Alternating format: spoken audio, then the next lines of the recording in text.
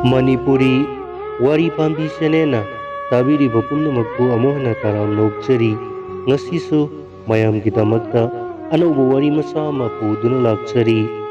Wari masa sigi maming saudaba laman. Wari masa sigi aibi S Renubala Devi taminarasi wari masa saudaba laman. Khelenga Tamphaga mari lainarakpa kuire laikai amatani makhoi anigi mari lainabado laikai gi misingna ikhang khangnei.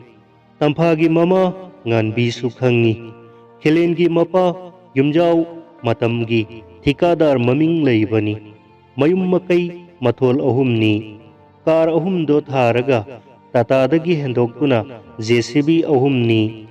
masagi mabukning khanglaba Tamphagi mamana masada tattana khanghalli toina masanupida hai ibema lairaba lukhrabi masa nangna yumjaugi mamau oiba haibase isingda laitum thadabagumbani oiroidaba mangni magi dalan mathol ahumse nangi saruk yaudabani ko masimadi khangna saluko aise nangbu pokpana mani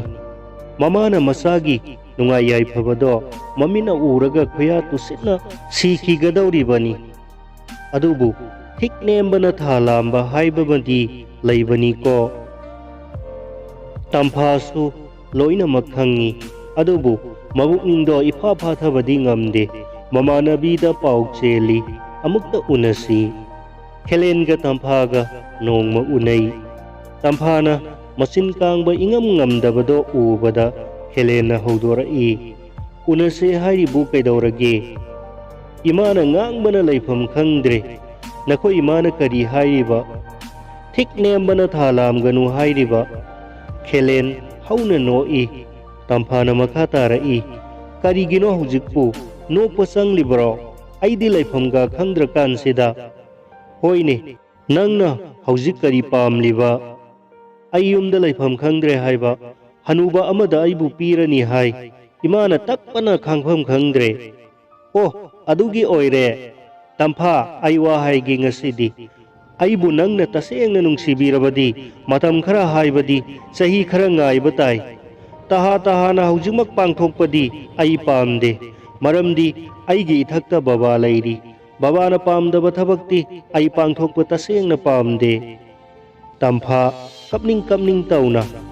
tapna hairai adudi ai hanubaduda adum ayaba pikro asira Khelen hauna nolaki Khelengi matauda Tampha waruna hairai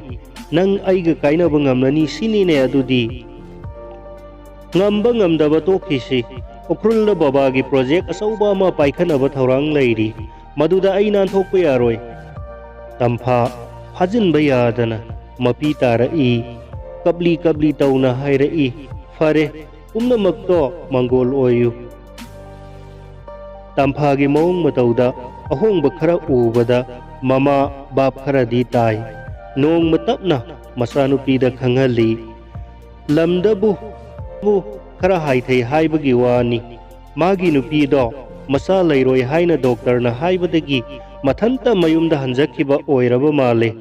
ahal lamanga laitabani nupana yum panba hairedana nupido mapamda hankhiba sahi tare nipal haira male mani mandon singna fana thembada nupaduna nahan makhaidi yaramde hai nangi wari sarubada angangi mabuk munna khangdok pirau namma haduna taubadi pamjade haina hai aine kaya da mabuk chel phajakraba laupari manga taruk su sajai hai laupari manga taruk su sajai hai nanena satuna yenglura male ingkhol sambal mayum makai sauna lai haina tamlammi aikhoi Tamphanaga yaradi maharani dauna palugadoribani kasu hairammi nupaduga wari sanabada angangda nam habinu mabukningi wa munna khangdokpi khosu hai male nang munna khallu handakki sibu nangna yarabadi imadi sirabasu yare ko Tampha swai lawi mabukta mawon khalli Khelena phak hauna nokpado ningsinglaga mamita ira selai नोंगालगा चाक चामिनरिङैदा ममाना तम्फादा खंगहल्ली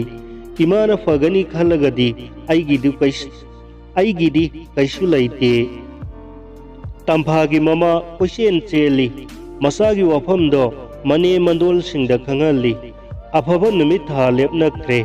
लुहोंबगी हजिंगपोट नुमितकी नुंगथिलदा अवुनपोट pick थन्ना हापा टाटा अनी थोंगालदा थाररे ममाना driver अनी अदुगी पिफम थोकपा बरागी cell पीगे तौजै driver Singh अदुना सिखांग खांगदुना याद्रे आदगी पिरकले हाइदुना low याद्रे। तम्फागी mama मपी Ira सेलई हजिंगपोट नुमितकी नोंग Keck nganbaga arangpham phauba lakringaida asa thaki polam pik thana yauba bolero ani sumang maton yauna thojila i nupa masa tare nipalna sat sat sumangda honjila i tamphagi mama ingak ngakre tamphana mama da hangi ima tauri sibu karino mama na khummi ibema ima bap amata ta de ko ishorna tharakpani ima karimata khangde mama मसा अनीमक ओनसिनरगा कपमिनई तम्फाना ममादा कपना कपना हाय इमा तौरीबसिबु करिनो मीगी मसादुगी ममांगदा अइदी यामना इकाइजै ममाना कपना कपना खुम्मी इबेमा इमा इसागिदी ईश्वरना सिनबिरकपनी खनबा ताई इमाना सुनने खोइदा हाइदबा नत्ते लैकाई ममांगदा सीबना फरे फाउबा हाइखिबनी नुपादुदा हाइरुबदा मियोइबा अमना मियोइबा अमगी मफमदा मतेंग पांगबदी अचौबा धर्मनी हाइरई हाइने इसा सिदी नंगना मतुंग ताबा पुनसीदा नपुरोइबाबु ईश्वरमकनी खनगदबनी को तम्फा Mamita मपी तारई ममासु Tumin लैख्रे लुहोंगबा नुमिता मियामना ngangnakhi mama मसाना लांजदबगी ईश्वरना थारकपनी को नुपा से पुनसीदा अमुक्तबु उजद्रीने पुरा दलाल jeep car कैदौनी Helen Mopa मसाना तम्फा मिराइबदी mama मसादी सनागी थंबाल सालेदना लुहोंगबा नुमितकी नुमिदांगनी मियाम पुमनमक हनख्रे थबा एंखांग पुंबा लोइरबा कांदा तम्फा कादा चंगलाई नुपादो फमुंगदा फमली तम्फा फिरोल खरा लोइसिलगा तौफम खंगदना फमुंग मयादा चप लेप्तुना लई नुपादुना हौगतलगा तम्फागी मनाक्ता नकना चंगसिलक्लगा तपना हाइरई कैदौरे तुमिना लेप्तुना लैरबदी इमागी दमक कैसु वारुनु ngahak laitana satuna imabu ibani sangduna yengsilagani haujikti sonjilakaba matamdana asida puraklaga seba taubigadabani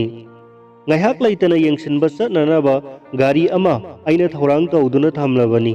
masudi nangna pamgadra hana hangaudre haujik yenglusi law tamphana tapna khummi masudo pami yengdrabasu yaida नुपादो नोगलक ई हाइरा ई उसु उदना पामलब्रो तम्फा तुमिना लई नुपादुना तम्फागी मखुत पाइदुना मनाक नकना सिंगसिली तपना हाय आइगी इफमदा यानिंगदबा लैरबसु हेक्ता सिंगनदना हायु नबुकनिंगदा वा फुमदुना थमगनु हौजिक्ति नंगा आइगा अमता ओइरबनी खुदिंगमक्ता नंग आई बाप तामिनबा संगी नंगना अमा आइना अमदा लेनब पुनसीदो आइदी पामदे नंगना निंगबदो अइंगोंदा सिंगनदना हाइदोकदबनी तम्फा मंगक नोमलगा यानिंगी हाइबो उलाई सोमदना खेलेन उख्रुलदगी तांखुल नुपी नुपा लैरबा अमा पुदुना लाक्ले असौवा वाथोक अमा ओइरे खुनगी मियाम हौदुना ठिकादार युमजाउदा नचा नुपा पुथोर उ हाइदुना लाल हौबगा चप मानना इरांग असौबा अमा ओइरे मसानुपादी मीगी नुपीदो पूरगा हानना लोटख्रबनी मपाना मरी मखोंग फनथी अदुबु फंगबदी लैत्री पुलिस याउना मणिपुरगी असौबा होटेल सिंगदा थीबदसु फंगबा लैत्रे ममैथंगदा मोरेदा लोतुना लैरमले नुपीदुगा लुपा लाख मंगागा खुनगी मियामदा खुरुमदुना सिनरे युमजाव लैकाई ममांगदा ममाई थंफम लैत्रे मसानुपादा हंफम लैत्रे मसानुपादा फोनसीदा हाय नतिक लैरगा तगत तगत टेकलिबी लैसाबी पुरऊ अदुदी नत्तदुना नुपा लैरबा मीगी नुपी हनुबी अमबु अईगी इमौ ओइरनी हाइना पुसिलक्पा गधा नंग पोकपदगी इमाइसे थंभम लैत्रबनी लुखराबी ममा मसागी ममांगदा अईता सीखिबना फरबनी खंगब्रा खेलेन खुमदे तंफाना कपनिंग तौना मनाक्ता लेपखिबदो ममी सामी ओइना ममित्ता उराई मपागी ममांगदा ममाई इचामुक ngang na tuminna laiba natana खेलेन की मसिंदगी वहाई अमतसु थोरक्रे तरंग अमदा ताउदुना लैख्रे मपाना हंजिल हंजिल लाउ खोंगलिबसिंग अदो मादी मंग मंगबगुम बाप अमतसु तारुद्रे ताइबंगपाल अमतदसु महाकी वखल संगुद्रे सुमनगी तंफागी सकम अदुतनी मान निंगसिंगलक्लीबा मकोक्तो फक्लांगदा हन्ना हन्ना मथन्ना तना सुजिली मपाना खोलाउ कया थादुना लाउ खोंगली